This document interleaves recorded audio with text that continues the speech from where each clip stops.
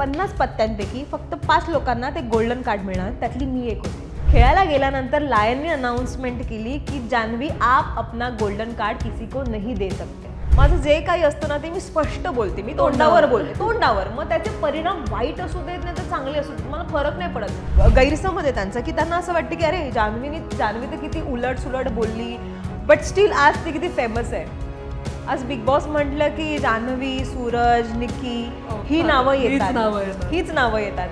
और मैं निकल गई उस शो से. तू निकल नहीं गई थी भाई, तेरे को निकाला गया था शो से. 50 लोकांमध्ये आपण कसं दिसणार, आपण पुढे पुढे नाही केलं तर. पण मजा आली एकंदरीत, कारण की चीटिंग करणं तर म्हणजे हा आमचा जन्मसिद्ध हक्क आहे.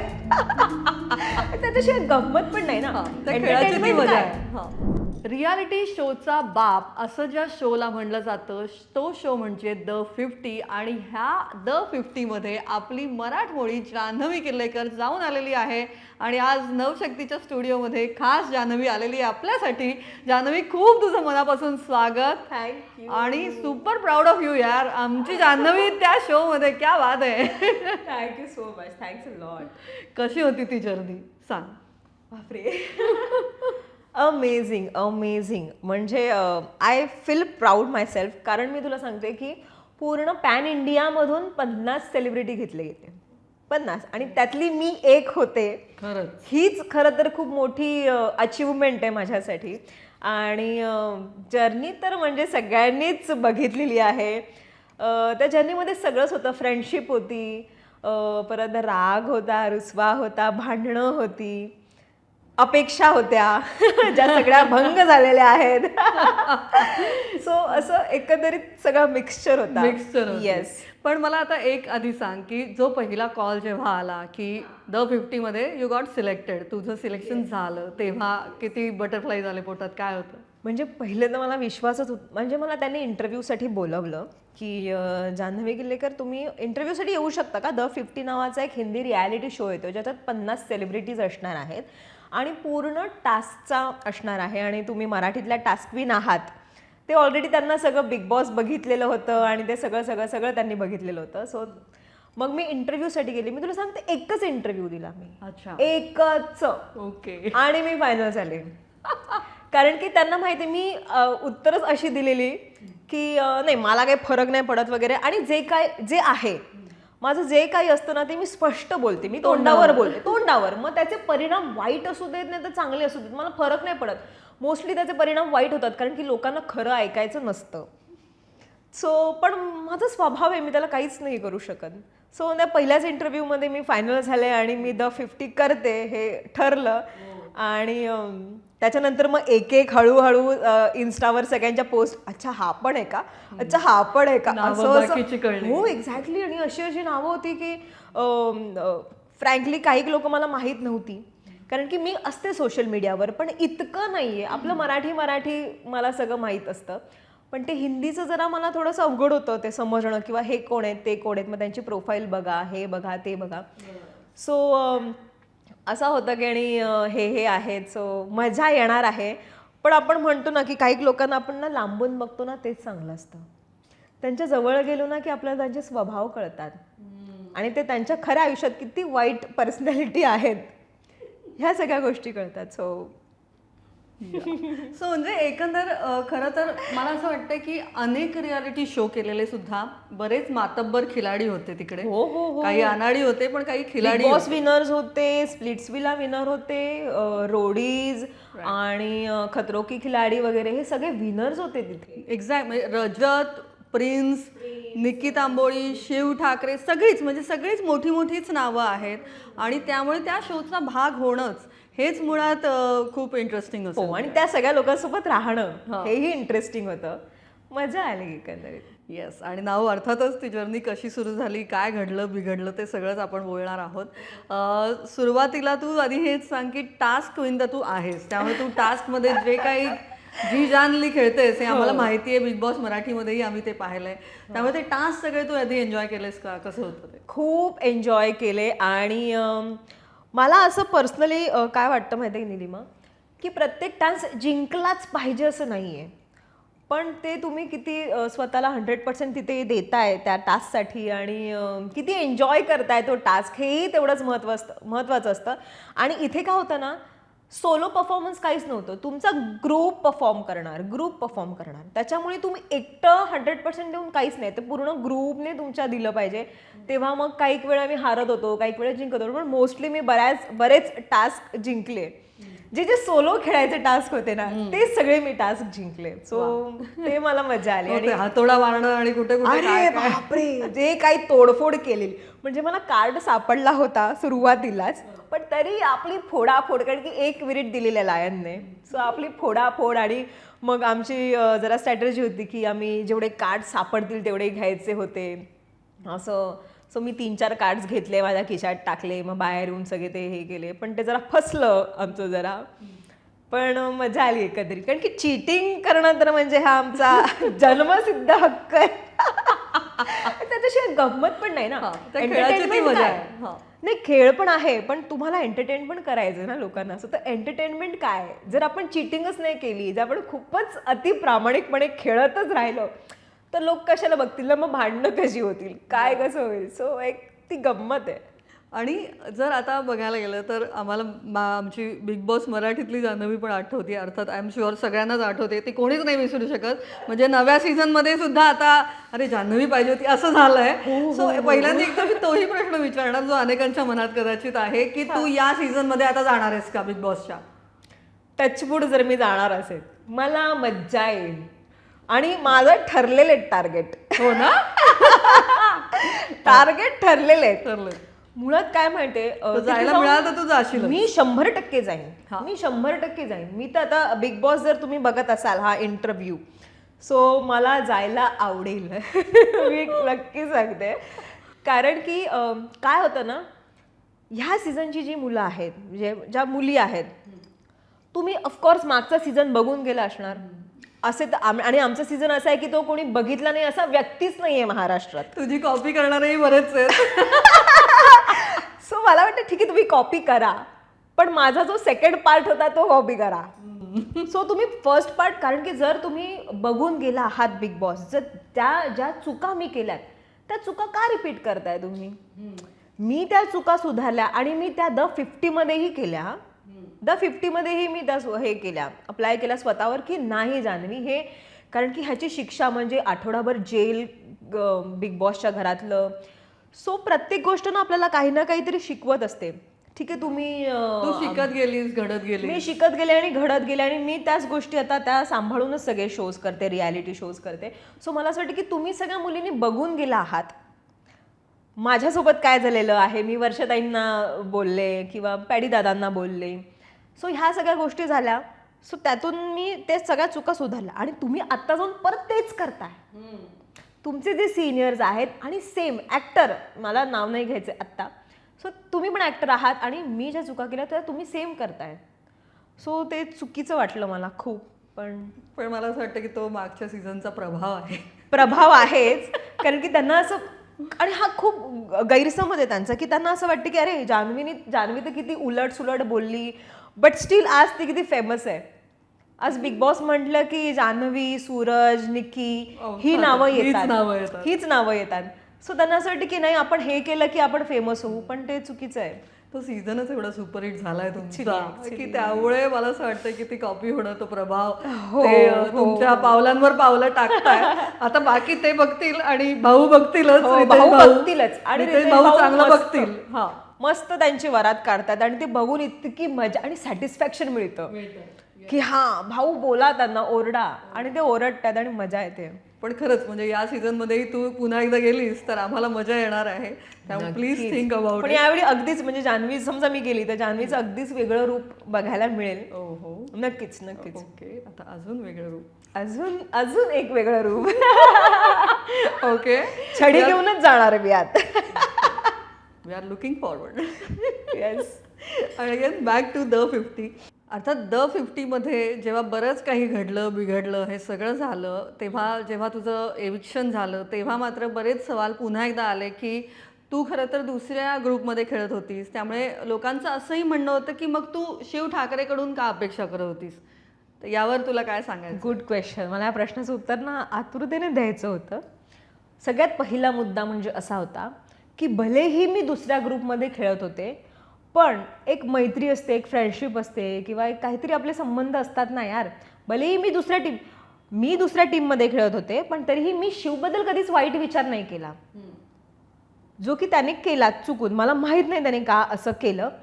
कारण की जेव्हा एक टास्क होता आमचा, त्या टास्कमध्ये ना 49 लोक आम्ही खेळत होतो, 49 लोक खेळत होतो आणि त्याच्यात फक्त ना 5 गोल्डन कार्ड होते, जो की पत्ते लायननी असे खाली फेकले आणि आम्ही सगळे शोधणार आणि त्या 50 पत्त्यांपैकी फक्त 5 लोकांना ते गोल्डन कार्ड मिळणार, त्यातली मी एक होते. तो चुकून मला गोल्डन कार्ड मिळाला होता आणि ज्याला गोल्डन कार्ड मिळणार होता ना त्याला संधी होती की त्याला पहिला हॅमर मिळणार, म्हणजे तो पहिले सेव्ह होणार हे. आणि त्याच्यानंतर मग ते हॅमर पास करायचे होते आपल्या लोकांना. सो त्यावेळी ना माझ्याकडे शिव ठाकरे आला आणि शिव मला म्हणाला, जान्हवी बघ ना, मला तिकडे कोण कार्ड देत नाहीये किंवा मला कोण हॅमर देणार नाहीये, सो मी आऊट होईन. जान्हवी तू असं कर ना, मला दे ना तुझं गोल्डन कार्ड. तिकडनं अरबाज आला, निक्की आला, जान्हवी तू पागल आहे क्या, इसका क्या सुन रही है. म्हटलं नाही यार, शिव नॉमिनेट होईल तिथे, चुकून त्याला जर हॅमर नाही दिला गेला तर नॉमिनेट होईल. तर निक्की अरबाज मला, जान्हवी आपला ग्रुप आहे, आपल्या ग्रुपमध्ये फक्त तुला एकटीला मिळाला आहे गोल्डन कार्ड, आणि जर तू गोल्डन कार्ड हे केलास तर आपला ग्रुप बऱ्याच लोक नॉमिनेट होऊ शकतात, कारण की बरेच सगळे कार्ड ना त्यांच्या ग्रुपमध्ये गेलेले आणि त्या ग्रुपने आम्हाला हॅमर दिलाच नसता आणि तो हॅमर घेऊन जर आम्ही फोडलं नसतं तर आम्हाला सेफ कार्ड मिळाला नसता. सो तरीही मी निक्की अरबाजशी भांडले आणि मी म्हणलं की नाही, मी माझा गोल्डन कार्ड, शिव जर माझ्याकडे मागतोय तर मी शिवला पहिले देईन. मी त्याला ते गोल्डन कार्ड दिलं आणि तो तिकडे खेळायला पण गेला. पण खेळायला गेल्यानंतर लायनने अनाउन्समेंट केली की जान्हवी आप अपना गोल्डन कार्ड किसी को नहीं दे सकते, नाही, अलाउड नाही ही गोष्ट, जे की सगळं कट झालंय, कारण की त्याला त्या गोष्टीला अर्थ नव्हता. हे सगळं कट झालंय. सो मग नंतर शिव आला आणि मी म्हटलं, शिव ठीक आहे, माझ्याकडे कार्ड आहे ना, मी तुला दुसरा हॅमर देते, मग त्याच्यानंतर तू जा. पण शिवच्या हातात होतो की नेक्स्ट हॅमर त्याने अरबाजला किंवा निक्कीला किंवा आमच्या टीमला द्यायला पाहिजे होता. सो शिव मला तेव्हा म्हणाले, नको जान्हवी, माझी तिकडे सेटिंग झाली आहे, मला ते लोक दुसरा हॅमर देत आहेत. म्हटलं ठीक आहे, नक्की, आर यू शुअर तू सेफ होणार आहेस ना, नाही तर मी तुला माझा हॅमर देते. शिव, नाही जान्हवी मी सेफ आहे. मग त्याच्यानंतर मी माझे गेम्स खेळली, मग त्याच्यानंतर अरबाजला दिलं, मग ते. सो मी का अपेक्षा केली त्याच्या मागचं कारण हे आहे की मी तुझ्यासाठी माझ्या ग्रुपशी गद्दारी करून, ज्याने माझा अख्खा ग्रुप नॉमिनेट झाला असता, करून मी तुला माझं गोल्डन कार्ड दिलं. चूक एवढीच आहे की ते दिसलं नाही. आणि हे ज्या दिवशी शिव ठाकरे इथे नवशक्तीला इंटरव्ह्यू द्यायला येईल ना, त्या दिवशी तुम्ही हे विचारा की जान्हवीने तुला गोल्डन कार्ड दिलं होतं की नाही. म्हणून मला त्याच्याकडनं अपेक्षा आहेत. आणि लोकांची चूक नाहीये, कारण की लोकांना ते दिसलंच नाही, कारण की ते एडिट झालं, कारण की मीही तो एपिसोड बघितला, कारण लोकांना ते दिसलंच नाहीये. पण मला माहिती आहे ना मी शिव ठाकरेसाठी काय केलंय. आणि त्या दिवशी मी त्याला हेही म्हटलं की शिव ठाकरे, शिव तू कधीही नॉमिनेट झालास ना आणि तुझ्या ग्रुपमध्ये तुला देण्यासाठी वोट कमी पडतोय, मी स्वतः माझ्या ग्रुपमधल्या कुठल्याही माणसाला वोट देणार नाही, मी तुला वोट देणार, भलेही तू दुसऱ्या ग्रुपमध्ये आहेस. तुला कधीही वोटची गरज लागली ना, जान्हवीचा वोट तुला असणार आहे. आणि तोच मुलगा तुला 2 दिवसांनी नॉमिनेट करतोय. आरुषीला कुठल्या तरी दुसऱ्या व्यक्तीचं नाव घ्यायचं होतं आणि हा नॉमिनेट झालेला होता तिकडे शिव ठाकरे. तो धावत तिच्याकडे आला, नाही जान्हवी किल्लेकरला नॉमिनेट कर, जान्हवी किल्लेकरला आधी नॉमिनेट कर. का? मला वाईट वाटलं यार. म्हणजे मी म्हणते बघ, मग तू थ्रेट होतीस त्या ग्रुपसाठी. कुठल्या ग्रुपसाठी? शिवच्या त्या ग्रुपसाठी तू थ्रेट होतीस आणि म्हणून त्यांनी तुला नॉमिनेट केलं का? मे बी मला तुझी भीती वाटू शकते ऑब्व्हियसली, कारण की आम्ही टास्क खेळायचो ना, आणि मला काय म्हणायचं होतं माहिती, मी शिवला हेही म्हटलं शिव ना, तू मला नॉमिनेट करतोस ठीक आहे, कॉम्पिटिशन असायला पाहिजे, पण शिव ही वेळ नाहीये तुम्हाला नॉमिनेट करण्याची यार. आत्ता सुरुवात झाली आहे, आत्ता 4 दिवस झाले, 5 दिवस झाले, आत्ता सुरुवात झालीस आणि तू आज मला नॉमिनेट करतोयस. आणि तू करतोयस, दुसरं कोणीही केलं असतं ना तरी मी रडली नसती, मला काही वाटलं नसतं. नंतरची आमची भांडणं बघ, मी जेव्हा शिवशी भांडते ना मी रडतीये. हो तू रडतीये. अदरवाईज मी कसली कॉन्फिडेंटली भांडते. बिग बॉस पाहिलं असेल ना, तुला वाईट जास्त वाटत. वाईट वाटत होतं की शिव, कारण की मी माझ्या क्लोज माणसांशी भांडू नाही शकत ग. मग मी ते भांडताना ना मी रडते, तेवढी मी इमोशनल फूल आहे. तेव्हा तुला वाईट वाटत. मला वाईट वाटलं की शिवने असं केलं. ज्या मुलासाठी मी उभी होते खंबीरपणे, ठीक आहे तू मला सपोर्ट नको करूस, पण तू मला नॉमिनेट तर नको करूस. इतकी साधी अपेक्षा होती मला, इतकी साधी. म्हणून मी अपेक्षा त्याच्याकडनं का केली हे या प्रश्नाचं उत्तर आहे. कारण की मी त्याच्यासाठी 100% दिलेले आणि त्याने नाही केलं. बस. नक्कीच. त्यामुळे मला असं वाटतं की बरंच काही घडलंय बिघडलंय. आता बाहेर शिव आल्यानंतर कदाचित आता नक्की बघूया. नक्की हा प्रश्न खरंच विचारा, कारण की ही A to Z गोष्ट खरी आहे गोल्डन कार्डची. A to Z गोष्ट. हे निक्की पण सांगेल, हे अरबाज पण सांगेल, कारण की ते दोघं भांडले माझ्यासाठी. तू क्या पागल है क्या यार, पूरा हमारा ग्रुप नॉमिनेट हो सकता है, तू ये गोल्डन कार्ड शिव को क्यों दे रही है. तर मी म्हणले की नाही रे, बिचारा नॉमिनेट होईल, असं नको आहे मला. त्याच्या तिसऱ्या दिवशी हा मला नॉमिनेट करतोय. आणि मग आता असं काय वाटतं की कोण पुढे जाईल टॉप 3 मध्ये, कोण येऊ शकेल द 50च्या, काय वाटतं? मला असं वाटतं की प्रिन्स जाईल, रजत जाईल, आणि मला तसंही मनापासून वाटते की शिवने पण जावं पुढे. आपला महाराष्ट्राचा मुलगा यार, महाराष्ट्राचं नाव होऊ दे पूर्ण इंडियामध्ये पण. सो भलेही तो माझ्याशी वाईट वागला, पण मी नाही आहे, माझं जे आहे ते तोंडावर आहे. मला नाही वाईट, म्हणजे मी वाईट विचार नाही करू शकत त्याच्याबद्दल. सो जाऊ दे त्याला पण पुढे. वा. आणि आता back to Bigg Boss again. Bigg Boss म्हटल्यावर मागचा सीझन आठवता, मग अर्थात सगळ्यांची नावं तर तुमच्या आलीच, पण आपला सूरजसुद्धा आठवताच, कारण मागचा सीझन म्हटल्यावर सूरजचं नाव येतच समोर. जान्हवी सूरजच्या लग्नाला बाकी कोणीही नव्हतं, पण तूच त्या लग्नाला होतीस आणि अर्थात खूप प्रेमाने, खूप आपुलकीने, मायेने तू तिकडे पोचली होतीस. पण बाकी कोणी नव्हतं, पण तू मात्र तिथे आवर्जून पोचलीस. आम्हाला माहिती आहे तूही किती बिझी असतेस, किती जास्त इव्हेंट्समध्ये तू असतेस, पण तरी तू वेळ काढून गेली होतीस. अगदीच. तुला मी सांगते की बिग बॉसमधून बाहेर आल्यावर सूरजचं आणि माझं बॉन्डिंग खूप छान झालं. आमचे रोजचे फोन कॉल्स असतात की हे झालं जान्हवी. सो त्याची लग्नाची प्रोसेस अख्खी मला माहिती आहे. लग्नाच्या ना त्याच्या 2-3 तारखा चेंज झाल्या, कारण की तिथे हॉल अवेलेबल नव्हते. मग जान्हवी काय करू, माझं हेच नाही होते, ते फिक्सच नाही होते, मग ते लोक इतके पैसे सांगतायत, मग तिकडे एवढा खर्च आहे. सो ह्या सगळ्या प्रोसेसमध्ये मी होते. हो, म्हणजे तू आधीपासूनच त्याला तो हे येस येस येस आधीपासूनच होते. सो जान्हवी मी स्वतः त्याला सगळ्यांचे नंबर्स पाठवले की हे बघ, ह्याला फोन कर, ह्याला इन्व्हिटेशन पाठव, त्याला फोन करून इन्व्हिटेशन पाठव. फक्त इन्व्हिटेशन पाठवू नकोस, तू फोनवर पण बोल, कारण की काही लोकांना आपला रिस्पेक्ट देणं गरजेचं आहे.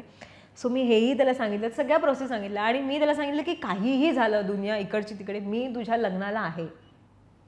तो मला 4 दिवस आधी बोलवत होता. म्हटलं तेवढं शक्य नाही होणार कदाचित, पण मग मी मेहंदीपासूनच गेले मग त्याच्याकडे. मग छान मेहंदी काढले त्याने, छान मेहंदीवाल्या पण बोलवल्या होत्या, छान सजवलेलं होतं.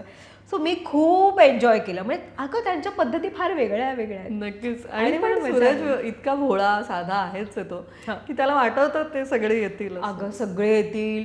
तो लग्नात साखरपुड्याच्या दिवशी, साखरपुडा हळद लग्न एकाच दिवशी झालं, तो बसलेला पण मोबाईल घेऊनच, जान्हवी बघ ना याचा फोन आलाय, पण हा मला इथे आता आवाज येत नाहीये.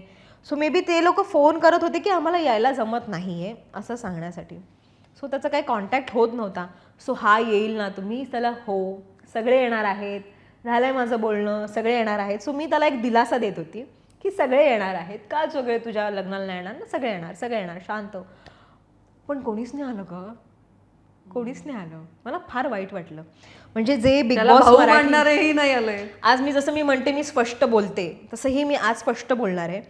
जे लोक बिग बॉस मराठीमध्ये असताना म्हणत होते की आम्ही सूरजचं पालकत्व घेतो इतक्या कॉन्फिडेंटली, माझा मुलगा आहे, त्याचं सगळं पुढचं आम्ही करू, त्याचं आम्ही सगळं म्हणू, अरे त्या व्यक्तीने ॲटलिस्ट त्याला लग्नाला आशीर्वाद द्यायला तरी यावं.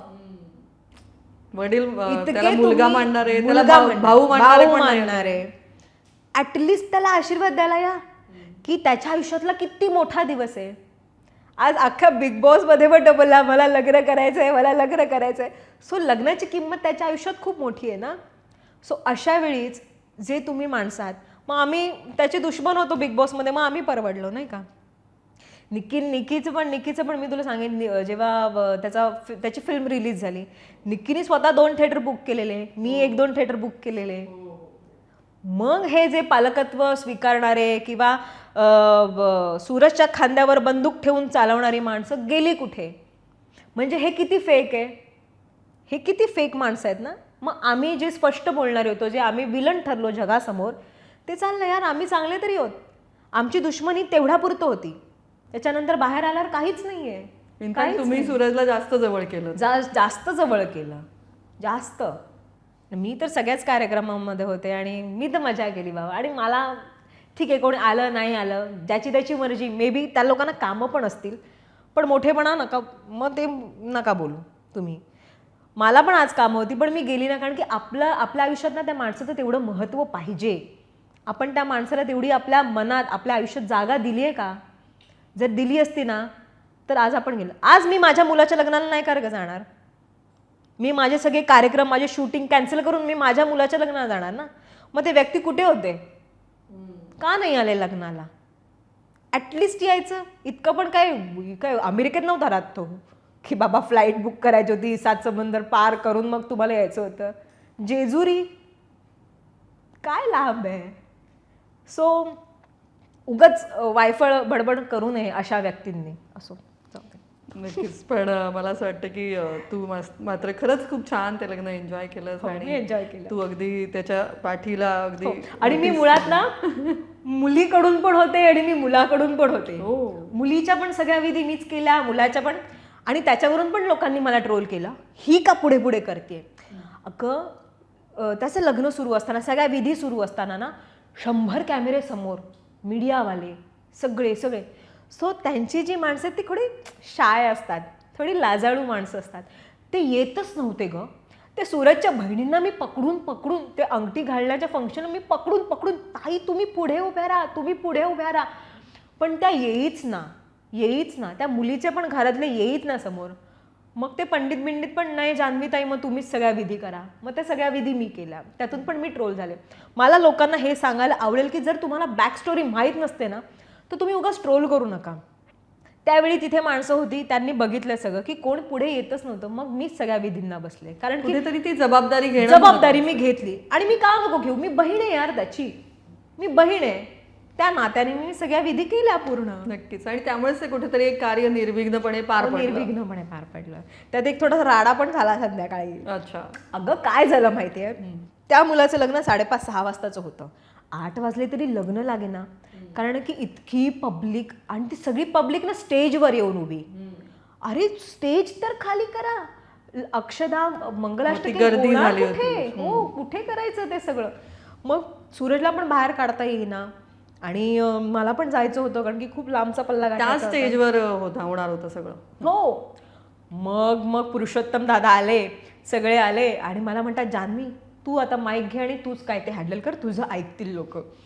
मी म्हटलं माझं काय ना, मी एकतर कमी बोलेन, मधलं मी बोलतच नाही, नाही तर टोकाचं बोलेन. मग मी टोकाचं बोलणार म्हटलं, चालत असेल तर बोला. मग मी घेतला माईक, मग मी खडसावलं लोकांना. तुला सांगू 5व्या मिनिटाला त्या पोराचं लग्न लागलं. 5व्या मिनिटाला लग्न लागलं. त्यामुळे उशीर होत होता त्या मुलांमुळे, त्या गर्दीमुळे. तेच तर. कारण की मुहूर्त पण असतं की नाही यार, एखाद्याच्या आयुष्याचा प्रश्न आहे ना. मुहूर्ताला लग्न तर लागलं पाहिजे. लग्नाचा मुहूर्त आहे तर तुम्ही ऐकतच नाही यार, फोटोच काढतायत. थांबा जरा, लग्न लागू दे, विधी तर होऊ दे, मग काढा की फोटो. बस. त्यामुळे अशा पद्धतीने ते सूरजचं लग्न पार पडलं. आणि मला तुला सांगू, त्या दिवशी असं वाटलं की मी एका जबाबदारीतून मुक्त झाले बाबा. आणि मी तो एक व्हिडिओ पण टाकला की येस फायनली लग्न झालं. जे सूरजचं स्वप्न होता की त्याचं स्वप्न होतं की मला लग्न करायचंय जान्हवी छान.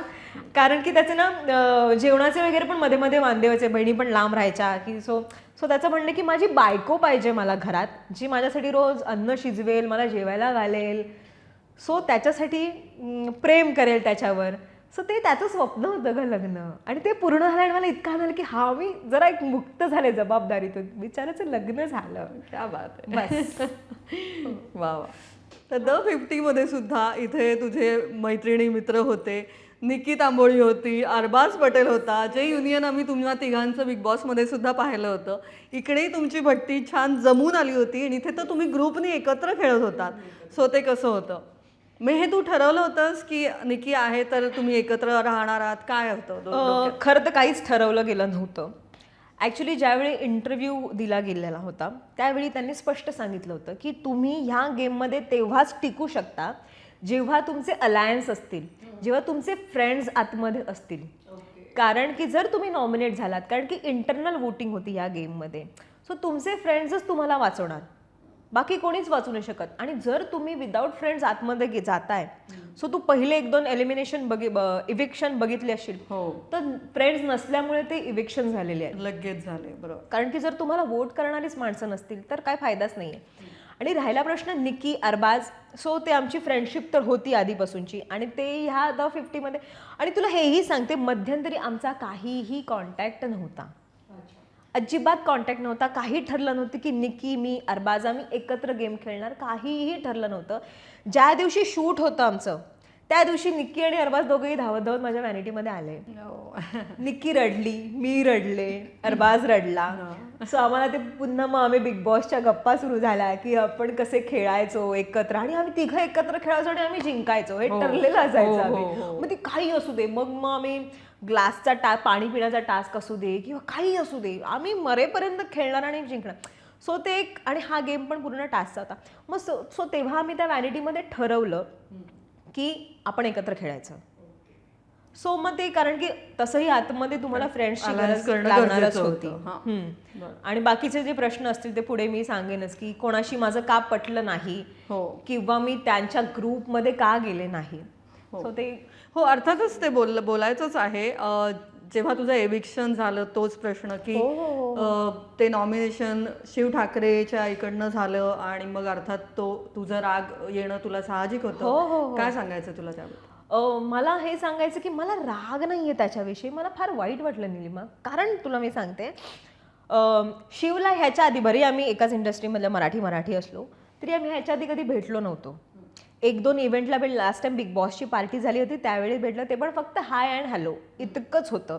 सो मला पर्सनली माहीत नाही आहे शिव ठाकरे कसा आहे, पण एक कनेक्शन असतं ना यार, हे बाबा मराठी मुलगा आहे, आपला मराठी माणूस आहे आणि मी पण मराठी मुलगी आहे, सो सपोर्ट. आणि त्याच्यामुळे मला एक असं वाटलेलं की तो मला हेल्प करेल किंवा आणि मी त्याच्या ग्रुपमध्ये न जाण्याच्या मागचं कारणही असं आहे. एकतर मी सुरुवातीला गेले तर मला बघून त्याचे रिॲक्शन मला आवडले नाही. एक तर त्याला असं की जान्हवी कशी काय द 50ला, कारण की मी ह्याच्या आधी एकही हिंदी रियालिटी शो केलेला नाही आहे. जे केलं आहे ते फक्त बिग बॉसच्या बेसवर मला द 50 मिळालेलं आहे. आणि तिथे जे होते सगळे दिग्गज होते, जे सगळे रियालिटी शोज, इनफॅक्ट शिवसुद्धा सगळे रियालिटी शो पालथे पाडून सगळे आलेले होते आणि मी फक्त big boss Marathi reality show केलेला आहे. सो तेव्हाच मला ते वाईब्स जरा खटकले मध्ये, पण तो त्याचा स्वभाव आहे चांगला. सो मग हाय हॅलो इतकंच बोलायचो. आणि तो ज्या ग्रुपमध्ये होता ना, त्या ग्रुपमध्ये माझे वाईब्सच मॅच नसते झाले किंवा त्या लोकांनी मला ॲडजस्टच केलं नसतं आणि कदाचित मग त्यांनी मला एक फक्त वोटसाठी ठेवणारा व्यक्ती ना आपलं. आणि त्यांचा ग्रुप कसा आहे माहिती आहे तुला, त्याच्या ग्रुपचे सगळे निर्णय ना तो प्रिन्स घेतो.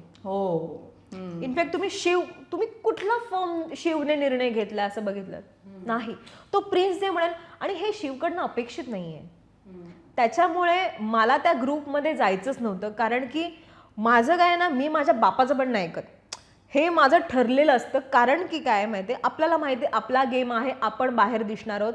आणि मला जी चूक कधी चुकून बिग बॉसमध्ये झाली, लोकांना वेगळं मी वेगळं केलं आणि लोकांना ते वेगळं प्रेझेंट झालं. सो मला ते नव्हतं, मला कोणाच्या इन्फ्लुएन्स खाली खेळायचं नव्हतं. जो आमचा ग्रुप होता, आमच्या ग्रुपमध्ये ना तुला जे करायचं ते तुम्ही खेळा, फक्त तुम्ही नॉमिनेट झाल्यावर आपण वोटला एकत्र बसायचं, हे आमच्या ग्रुपचं ठरलेलं होतं. आणि जेव्हा आमचे ग्रुप्स पडायचे खेळण्यासाठी, सो तेव्हा आम्ही सगळे मिळून ठरवायचो की ओके आज हे करायचं आहे, पण मला ज्याला नॉमिनेट करायचं ना मी त्यालाच नॉमिनेट करणार. त्यांच्या ग्रुपमध्ये प्रिन्स सांगायचा, जर तुला हे मिळालं तर तू ह्याला नॉमिनेट करायचं, तुला हे मिळालं तर. आणि हे शिव ठाकरे पण ऐकायचा चक्क. सो मला ते खूप जरा शॉकिंग होतं, ह्या सगळ्या गोष्टी खूप शॉकिंग होत्या की शिवची एक पर्सनॅलिटी खूप वेगळी आहे आपल्याकडे आणि आज तो त्या शोमध्ये जाऊन एक वेगळं प्रेझेंट होते. भले ही एक खूप सॅड रियालिटी आहे की लोकांना ते मान्य करायचं नाही आहे, लोकांना ते मान्यच करायचं नाही आहे, पण ती रियालिटी आहे. कारण की तुम्हाला ना फक्त 1 तास दाखवला जातो, आम्ही 24 तास तिथे जगत असतो आणि त्या 24 तासातला एडिट करून करून करून फक्त 1 तासाचा एपिसोड काढला जातो. तर तुम्हाला ती माणसं जास्त कळतात. एक्झॅक्टली. सो आपल्याला ती माणसं, त्या वाईब्स जास्त कळतात. सो म्हणजे तुला असं म्हणायचं की तू ज्या ग्रुपमधून खेळत होतीस त्याच ग्रुपमध्ये तू बरोबर होतीस, तुला काही ग्रुप सोडायचा नाही, अजिबात मला ग्रुप सोडायचा नव्हता. कारण की त्या ग्रुपमध्ये ना मला एक इज्जत होती यार, माझी पण त्या ग्रुपमध्ये वट होती. त्या ग्रुपमध्ये कोणाला स्वतःचे हक्क नव्हते, कोणाला स्वतःचं त्या ग्रुपमध्ये. तो शिवचा ग्रुप नव्हता, तो प्रिन्सचा ग्रुप होता. शिव त्या ग्रुपमध्ये होता. सो त्या ग्रुपमध्ये फक्त प्रिन्स असा बसायचा आणि त्याचे सगळे चेले असे खाली बसून त्याचं ऐकायचे, तो फक्त सांगणार ते काढ. तसं आमच्या ग्रुपमध्ये कधीच नव्हतं. आमच्या ग्रुपमध्ये रजत होता, फैजू होता आणि खूप चांगले चांगले मोठे मोठे इन्फ्लुएन्सर्स होते. ॲज अ टीम तुम्ही काम करत होता. Yes, as a team. खेळत इंडिव्हिज्युअलच होतो, ग्रुप असेल तर ग्रुपमध्ये खेळायचो. फक्त आमचं इतकं ठरलेलं की नॉमिनेशनमध्ये आपण एकत्र यायचं, नॉमिनेशनमध्ये वोटिंगसाठी एकत्र यायचं, हे आमचं ग्रुपचं ठरलेलं होतं. सो मला तो ग्रुप आवडला. आणि तिथे निकी अरबाज छान प्रपोजल मोमेंट पण झाला, पुन्हा त्यांची थोडी भांडणं, मग पुन्हा प्रेम, हे सगळं चालू होतं. तर तू ते कसं ऑब्झर्व केलंस, काय काय होतं तिकडे? अगं दोघांची भांडणं व्हायची आणि मग निकी यायची, जान्हवी बघ ना अरबाजने असं असं केलं. मग अरबाज यायचा, जान्हवी बघ ना निकीने असं असं असं केलं. सो मी फक्त हो हो म्हणायचे. आणि त्यांची भांडणं म्हणजे ना, एक असतं ना, एक आता आपलं पण लग्न झाल्यावर आपल्या नवरा बायकोंमध्ये पण भांडणं सुरू असतात, छोटी छोटी भांडणं, नोक झोक असते ती. सो त्यांची ती दिवसभर ती चालू असायची. कारण की म्हणजे आपली ही निकीचा स्वभाव कसा आहे ना, तिला ना असं पॅम्पर्ड केलेलं आवडतं, जे की अरबाजने बिग बॉसमध्ये केलेलं होतं. आणि तो त्याच्या रोजच्या आयुष्यात पण तसंच तिला असं बाहुलीसारखं ठेवतो. सो आता इथे आल्यावर काय झालेलं की त्याला गेम पण खेळायचा होता, त्याला हिच्याकडे लक्ष पण द्यायचं होतं. आणि गेममध्ये इतका गोंधळ होता ना, सगळं 50 कंटेस्टंट, काय करायचं, आपल्या ग्रुपमध्ये जास्त लोकांना घ्यायचंय. सो तो त्या विचारात असायचा. आणि निक्की म्हणजे काय, प्रायोरिटी वाईज अरबाज तुझं लक्ष का नाही आहे माझ्याकडे, अरबाज तुझं लक्ष का नाही माझ्याकडे. सो ते एक नोकझोक, त्यांची एक प्रेमाची भांडणं, प्रेमाची भांडणं. आणि तुला आधी सवय होतीच त्यांची. मला सवय होती, मला माहिती हे लोक भांडणार, मला येऊन सांगणार आणि 5व्या मिनिटाला हे लोक एकत्र येणार. सो मी कशाला उगाच वाईट होऊ, मी फक्त हो निकी शांत शांत, अरबाजाचा शांत शांत. सो मी इतकंच म्हणायचे बस. आणि अजून म्हणजे दुसरं एक तर निकी आणि आर्या, त्याही तिकडे आल्या एकत्र आणि तूही तिकडे. तुला सांगू, आता मे बी ते दाखवलं नसेल, पण आर्याशी मी छान बोलायचे, निकीशीही छान बोलायचे. आणि मी आर्याशी त्यावेळी भांडले, मी तेही तुम्हाला क्लिअर करते. मी भांडले त्याच्यामागचं कारण असं होतं की ज्यावेळी रजतची वगैरे भांडणं सुरू झाली, तेव्हा लायनने अनाऊन्समेंट केलं की रूल पहिला आहे की मारायचं नाही, आणि जर तुम्ही मारलं तर बाहेर जाणार. सो तो एक वॉर्निंग दिली लायनने की आता तुमच्याकडनं पहिल्यांदा ही गोष्ट झालीच होती. तर आर्यानं सगळीकडे येऊन ओरडून, निक्कीचं मे बी त्यावेळी लक्ष नव्हतं. सो आर्या सगळ्या ग्रुपमध्ये मैंने तो ना एक को मारा था और निकल गई थी, मैंने तो एक को मारता, हे 4 वेळा ना ती सगळ्या ग्रुपमध्ये जाऊन सांगते, मैंने ना एक को मारा था, निक्की को मारा था और मैं निकल गई थी. सो मला असं झालं की हे जे काही तू सांगतेस ना, ही कुठली प्राऊडची गोष्ट नाही आहे. तुम्ही एखाद्या व्यक्तीवर रियालिटी शोमध्ये हात उचलणं हा गुन्हा आहे आणि ते चुकीचं आहे. बरोबर. रियालिटी शोचा पहिला नियमच हा असतो की तुम्ही हात नाही उचलू शकत. तुम्ही तोंडाने कितीही भांडा, पण तुम्ही हात नाही उचलायचा. आणि त्या नियमाचं उल्लंघन तू केलेलं आहेस. और मैं निकल गई उस शो से, तू निकल नहीं गई थी भाई, तेरे को निकाला गया था शो से. तुला काढलं गेलं होतं त्या शोमधून, कारण की तू त्या नियमाचं उल्लंघन केलं होतंस. आणि हे तू प्राऊडली नाही सांगू शकत. ह्याचा अर्थ असा आहे की तू सेल्फ कंट्रोल नाही आहे. रियालिटी शो का असतात? एखाद्या शो मधनं हकालपट्टी झाल्यावर त्याबद्दल अभिमानाने का सांग, अभिमानाने तू का सांगतेस ना की मी निक्कीला मारले, म्हणजे ह्याच्यातही तू निक्कीचा सहारा घेतेस की मी निक्कीला मारलं म्हणून. सो ही काय, आणि निक्कीला रिटर्न हात करणं काही कठीण काम नव्हतं, म्हणजे निक्कीने चोपलं असतं तिला. पण निक्की शातीर आहे ना, निक्कीला माहिती आहे रियालिटी शोचा हा नियम आहे आणि तो आपण पाळला गेलाच पाहिजे.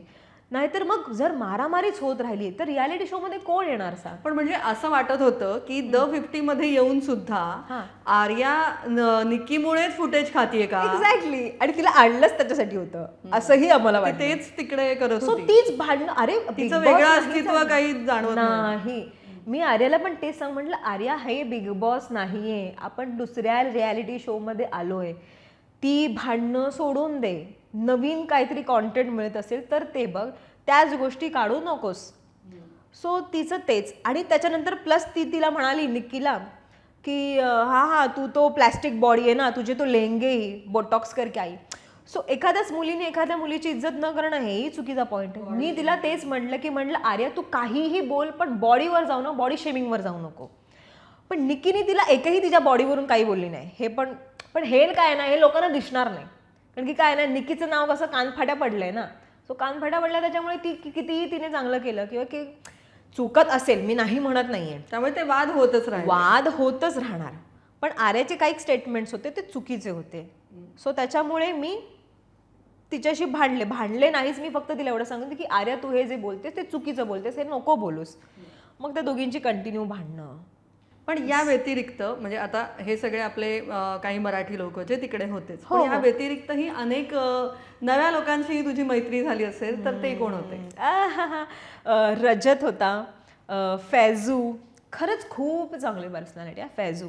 मला प्रचंड आवडला मुलगा. व्हेरी सेन्सिबल आणि खूप शांत डोक्याने खेळतो. जिथे लोक खूप हायपर होतात तिथे तो खूप शांत.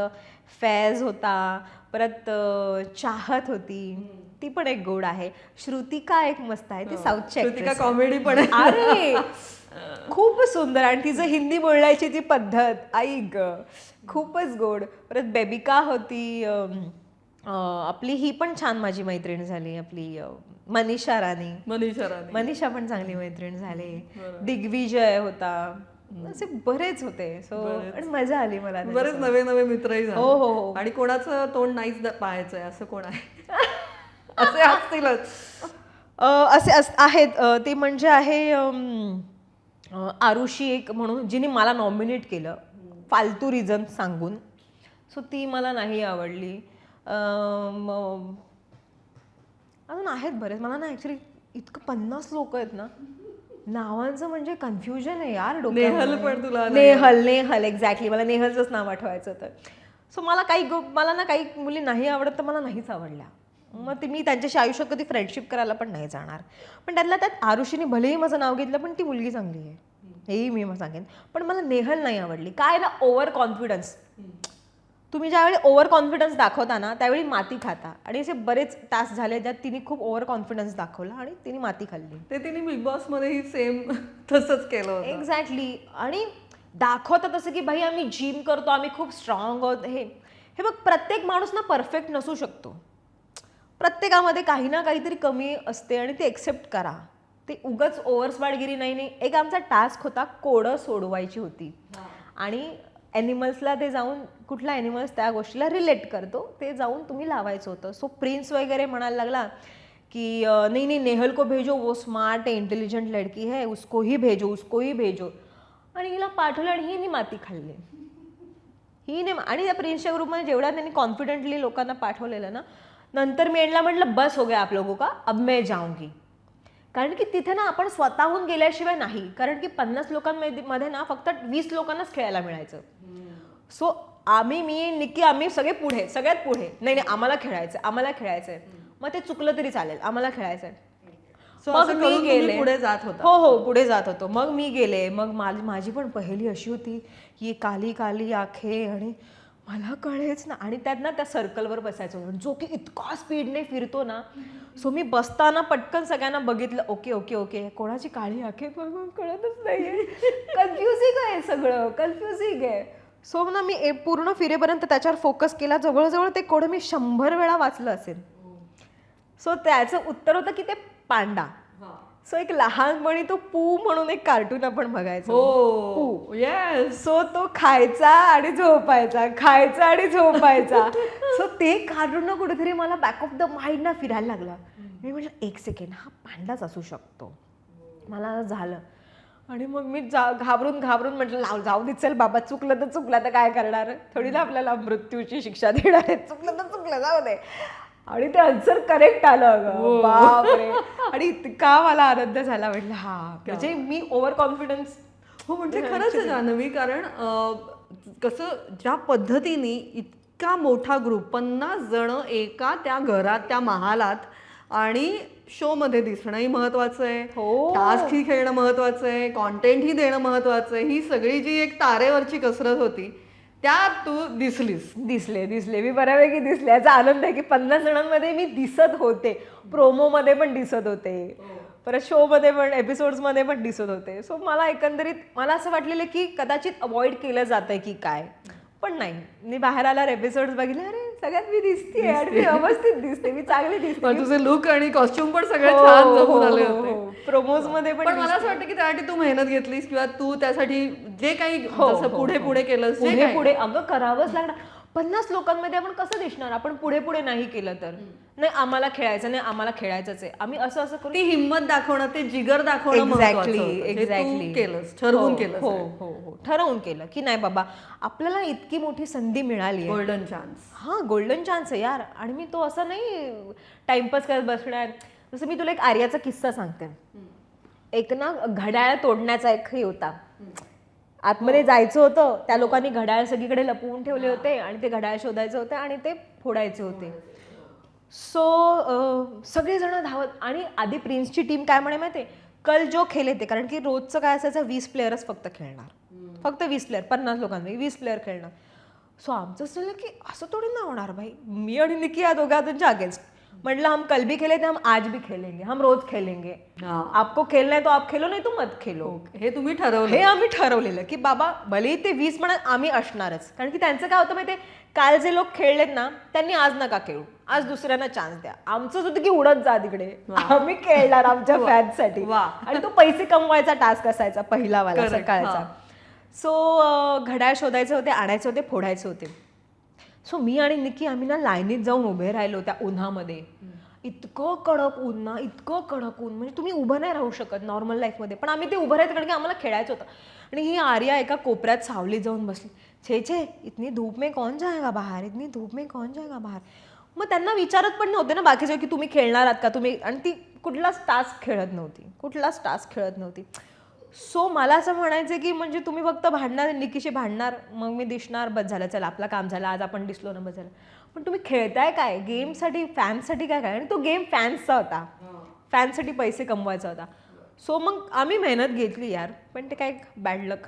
ठीक आहे, पण तुमच्या फॅन्सला तुम्ही बरेच पैसे कमावून दिले. बरेच पैसे कमवून. सो फॅन्सला काय सांगायचं आता? फॅन्सला मी तेव्हा पण सांगितलेलं की आत्तापर्यंत खूप प्रेम केलं आहे माझ्यावर फॅन्सने, बिग बॉस मराठीपासून खूप प्रेम केलं आहे. ह्याच्या पुढेही आता ठीक आहे, समजा 50मधून मी बाहेर आली आहे आणि 50मध्ये पण खूप प्रेम दिलं, कारण की बाहेर आल्यावर पण मी बऱ्याच कमेंट्स, बऱ्याच गोष्टी बघत होते. सो ह्याच्या पुढेही अजून बरंच, हा ये तो बस सुरुवात आहे बाई, अभी पूरी पिक्चर बाकी आहे. ओहो येस, इथं फक्त सुरुवात आहे की हिंदी रियालिटीमध्ये मी एंटर तर केलेलं आहे आत्ता माझं करिअर. सो अजून बऱ्याच गोष्टी करायच्यात. तो तेव्हाही आत्ता जेवढं प्रेम करता त्याच्यापेक्षा डबल ट्रिपल प्रेम माझ्यावर नक्कीच करा पुढे जाऊन. क्या बात आहे. म्हणजे आमची टास्क क्वीन आता रियालिटी शो क्वीन पण होणार आहे. आणखी बरेच रियालिटी शो करायचे आहेत. 100% एनर्जी आहे. 100%. आता तर माझ्यात एनर्जी बूस्ट झाली आहे. आता मला ना ह्या लोकांच्यात जाऊन ना कळलंय की ओके, हे ना मनापासून नाही, म्हणजे आपण कसं हृदयाने विचार करतो ना, ते डोक्यानेच खेळतात. इमोशनली विचारच नाही करत, डोक्याने. अच्छा ठीक आहे, मग असं खेळायचं ना, मग आता असं खेळेन. तुला ते आवडलंय मला पुढे और भी. येस, कारण की तेच पुढे जातात ना. आणि आपण काय इमोशनली विचार करत नाही, रे माझा फ्रेंड आहे रे, नाही रे विचार आहे, आणि माती खातो जशी मी खाल्ली बस. ओके. आणि जाता जाता मी हे विचारीन, काय तो लायन, द 50चा द लायन कोण आहे? अगं तो कोणीच नाहीये, नॉर्मल माणूस असेल. फक्त तो लायनला इम्पॉर्टन्स आहे कारण की त्याचं मुकुट आहे आणि तो मग तो लायन आहे, तो आमचा होस्ट आहे, आमच्या शोचा होस्ट आहे बस. आणि ती त्याला ती respect. Yes yes yes of course, जसं आपण बिग बॉस ऐकतो तसं तो लायन हा होस्ट आहे आणि लायनचं ऐकायचं. तो शाहरुख आहे, अजय देवगण आहे, अरे बरीच नावं येत होती. बापरे हो, किती लोक तर्क लावून मोकळे झालेत. पण मला वाटत नाही तसं कोणी असेल ते, पण असेल तर माहीत नाही, फिनालेला कदाचित ते ओपन होऊ शकतं. ते रहस्यच आहे आणि मग ते आम्हाला पण शॉकिंग असेल. Let's see. क्या बात आहे जान्हवी, मजा आली. आणि खरंच तू त्या शो मध्ये सुद्धा मजा आणलीस. जिथे जान्हवी तिकडे एंटरटेनमेंट आणि धमाल हे नक्की. त्यामुळे जान्हवी अशीच तू कीप रॉकिंग आणि वेगवेगळ्या मस्त शोज मध्ये जा, वेगवेगळ्या भूमिकांमधून पण आमच्या भेटीला ये, यासाठी मनापासून शुभेच्छा. Thank you so much. थँक्यू.